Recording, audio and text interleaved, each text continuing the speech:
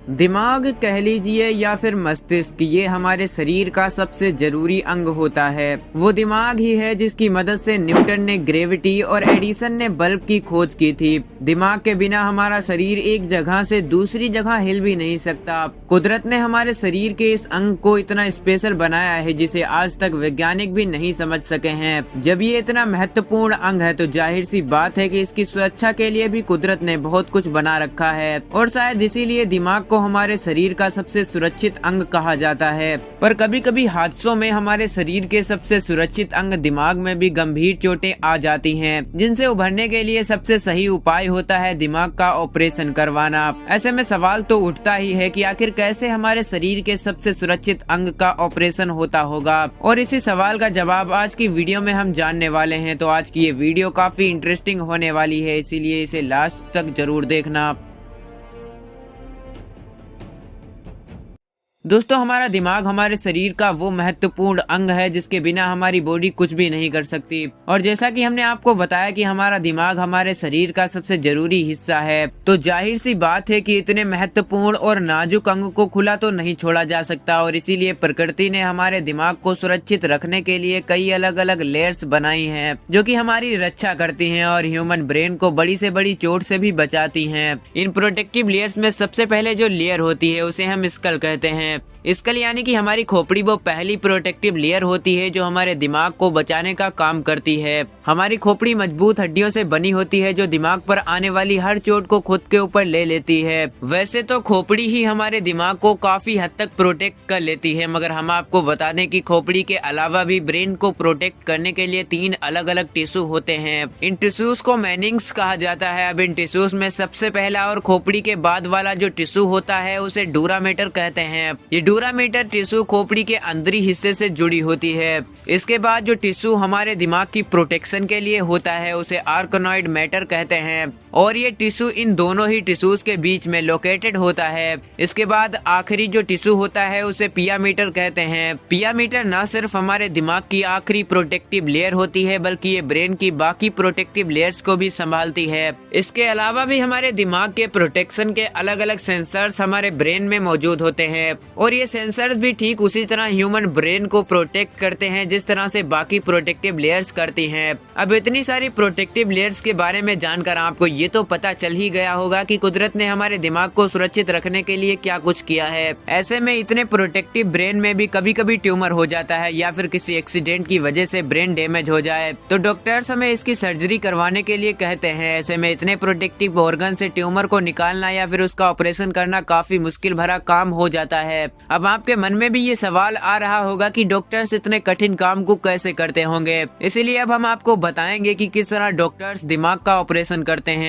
तो दिमाग के ऑपरेशन को क्रेनियोटोमी सर्जरी कहते हैं। क्रेनियोटोमी सर्जरी वो सर्जरी होती है जिसमें न्यूरोसर्जन द्वारा हमारे दिमाग का बड़े ध्यान से ऑपरेशन किया जाता है। इस सर्जरी में सबसे पहले डॉक्टर्स द्वारा मरीज के blood test, MRI, CT scan जैसे कई मेडिकल टेस्ट किए जाते हैं ताकि ये सुनिश्चित हो सके कि मरीज सर्जरी के लायक है या फिर नहीं। और जब ये पूरी तरह से कंफर्म हो जाता है कि पेशेंट सर्जरी के लिए पूरी तरह से तैयार है तो फिर एनेस्थीसिया मेडिसिन दी जाती है। दोस्तों, जो लोग एनेस्थीसिया के बारे में नहीं जानते उन्हें हम बता दें कि एनेस्थीसिया एक मेडिसिन होती है जिसके सेवन से मरीज बेसुध अवस्था में चला जाता है और उसे दर्द और चोट का कोई भी एहसास नहीं होता। इसीलिए पेशेंट की सर्जरी एनेस्थीसिया देने के बाद ही की जाती है ताकि उसे दर्द का एहसास न हो। अब जब एनेस्थीसिया देने के बाद मरीज पूरी तरह से बेहोश हो जाता है तो फिर उसकी खोपड़ी को 3-पिन स्कल्फिकेशन डिवाइस में लगा दिया जाता है। ये डिवाइस बहुत ही ज्यादा मदद करता है सर्जरी में। इस डिवाइस में खोपड़ी रखने से खोपड़ी पूरी तरह से स्टेबल हो जाती है और बिल्कुल भी नहीं हिलती,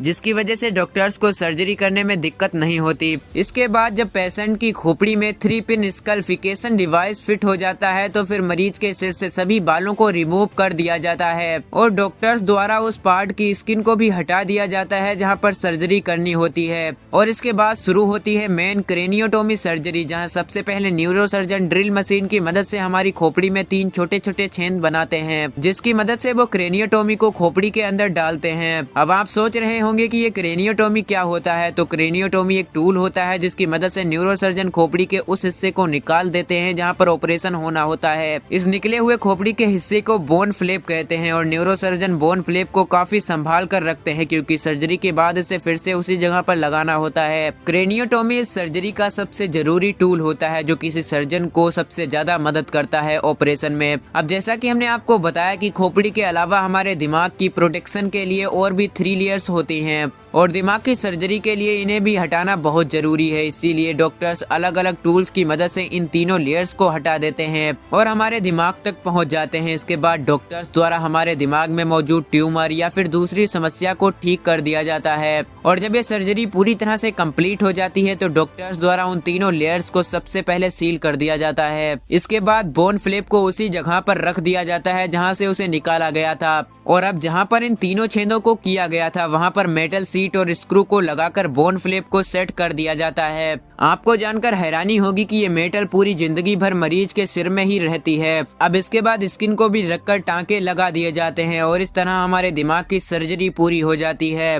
सर्जरी होने के बाद हमारे शरीर पर पट्टियां लपेट दी जाती है और इन्हें अच्छे से सेट कर दिया जाता है ताकि सर्जरी की वजह से हुए हमारे जख्म जल्दी ठीक हो सकें। दोस्तों, भले ही हमने आपको दिमाग के ऑपरेशन की प्रोसेस मिनटों में समझा दी हो, पर असल में इसे करने में डॉक्टर्स को काफी दिक्कतों का सामना करना पड़ता है और इस सर्जरी को होने में टाइम भी काफी ज्यादा लगता है। एक दिमाग की सर्जरी करने के लिए डॉक्टर्स को लगभग 3 से 7 घंटे लगते हैं और अगर इस सर्जरी के दौरान किसी मरीज को होश आ जाए तो उसका टाइम और भी ज्यादा बढ़ जाता है। अब ऐसे में आपके मन में ये सवाल तो आ ही रहा होगा कि ब्रेन सर्जरी को ठीक होने में कितने दिन लगते हैं। तो दिमाग की सर्जरी कराने के बाद मरीज को काफी थकान महसूस होती है और उसे हल्का फुल्का दर्द भी होता है। इस सर्जरी से उभरने में उसे लगभग 5 से 7 हफ्ते लग जाते हैं। दोस्तों, दिमाग की सर्जरी कराने के कई फायदे हैं और इस सर्जरी से कई परेशान लोगों को एक नया जीवन भी मिल जाता है। ब्रेन ट्यूमर जैसी बीमारियों में तो दिमाग की सर्जरी एक आम बात है क्योंकि ज्यादातर ब्रेन ट्यूमर ऐसे होते हैं जिन्हें सर्जरी के बिना नहीं निकाला जा सकता।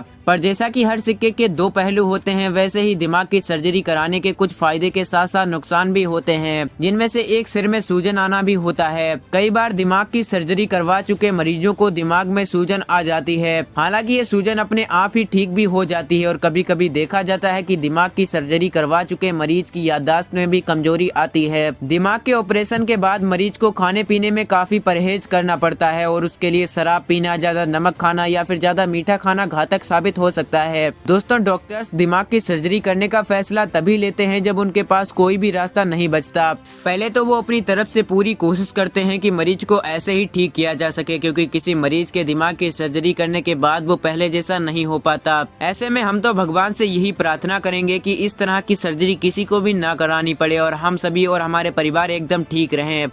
तो दोस्तों, आज के लिए बस इतना ही। आशा करते हैं आपको इस वीडियो से वैल्यू मिली होगी। वीडियो अच्छा लगा हो तो वीडियो को लाइक कीजिएगा और हमारे चैनल को भी सब्सक्राइब करके बेल नोटिफिकेशन आइकन को ऑन कर दीजिएगा ताकि आपको हमारे आने वाले वीडियोस की नोटिफिकेशन मिल सके। मिलते हैं फिर किसी फंटास्टिक वीडियो में, तब तक के लिए जय हिंद।